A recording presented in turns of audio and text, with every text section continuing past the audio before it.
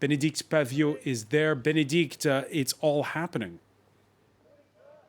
Yes, finally, after months and months of false starts, of complex negotiations, losing a Brexit secretary from Dominic, we now have Dominic Raab, we used to have David Davis. It looks like there is a moment of truth and a breakthrough. What we are hearing here is that there has been agreement on a technical level, on a draft text between the United Kingdom and the EU negotiators. We know that late into the night last night and the night before, they were really trying to get that deal. And as you absolutely correctly say, now it is really going to be up to politicians. So we gather that individual cabinet ministers are being summoned to 10 Downing Street, the official residence of the British Prime Minister Theresa May. They will probably be shown in full this text of withdrawal. And the reason I say this is a moment of truth is that the Prime Minister is under pressure really now from both sides, from Brexiteers within her cabinet and also Remainers. So the moment of truth is, will there be more resignations from both Brexiteers and Remainers? Will they, cabinet ministers, will they support or not this draft text? We had, as soon as recently as last Friday, the latest resignation, the 7th, of a minister from the cabinet over Brexit. That was Joe Johnson, the transport secretary. Of course, you'll remember that of his brother, the former foreign secretary, Boris Johnson.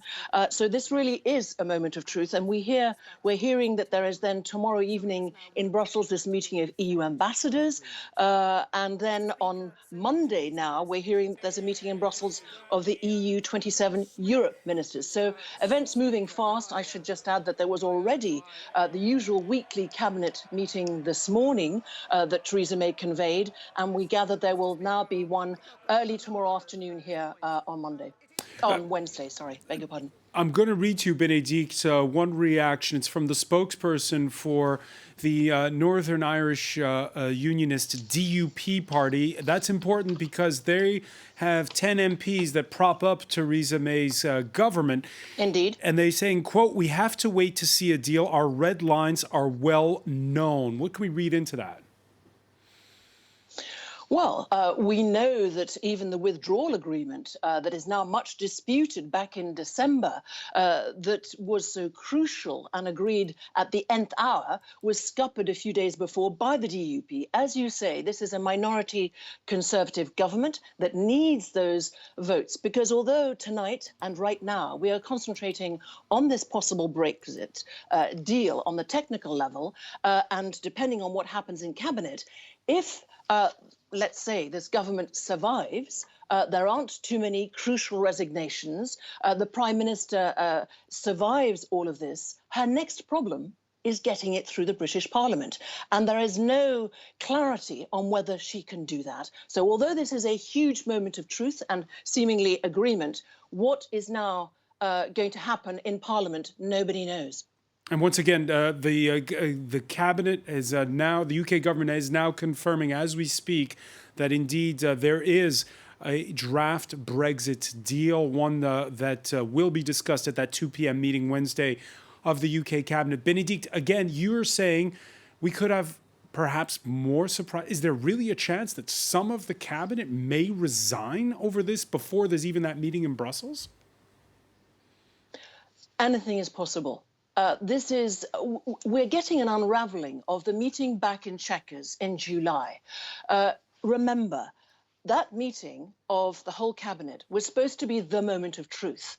So this was in the country residence. The reason I specify this is that's why it's called the Chequers deal. So it's the country residence of the Prime Minister. And that Chequers deal, ever since it was agreed, seemingly, of a consensus, a unity, so an agreed position of the British government, the whole of that cabinet, we got those resignations 48 hours later of the Brexit Secretary, David Davis, and a few hours later of the Foreign Secretary, Boris Johnson, both of whom, well, particularly Boris Johnson, has been very vocal as to why he can't support that. He says it's the worst of all deals, this Chequers deals. It needs to be completely reworked. He can't support it in any form. He supports the Prime Minister herself, but not this Chequers deal.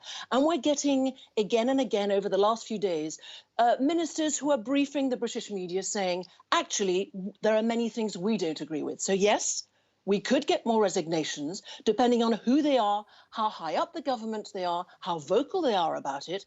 We could have a really unraveling in that sense in the next 48 hours. Possibly not. We know that ministers, other ministers, are considering their position. Who told us that? Joe Johnson, who until last Friday was the transport minister. And most of the British media is also confirming that they are being briefed by certain cabinet ministers that they could walk. So we'll see what happens. And Theresa May's, obviously her advisors and herself, this is a moment of truth for her and for this government.